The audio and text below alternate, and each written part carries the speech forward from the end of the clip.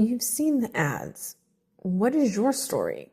Have you ever wondered what genealogy is?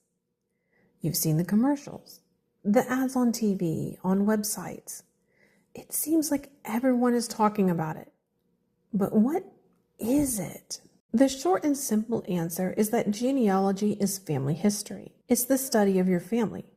Everyone has a genealogy, even if they don't know it. The terms are used interchangeably today, whether you call it genealogy or family history. You'll be studying both the living and the dead, and the ties that connect them. Traditionally, genealogy was used to trace aristocratic lines.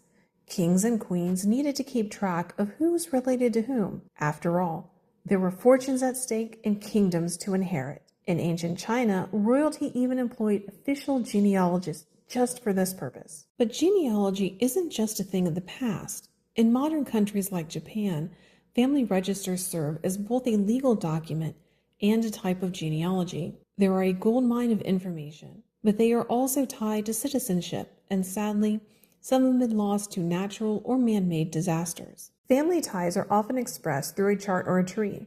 A family tree is shaped like, a tree. They can be very decorative and are a great way for display. A family chart is similar but horizontal, and they are more often used for research. A fun option is a fan chart, which can be very colorful and easy to follow. So who do you include? Adopted children? Step-parents?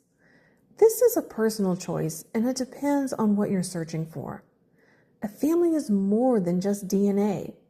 If you include non-biological family, just be sure to mark the relationship clearly. You can also choose to research only your direct line or include the collateral line, like your cousins and uncles. They can sometimes hold the key to a missing piece of information. Is genealogy just for old people? Not at all. People of all ages do it for so many reasons.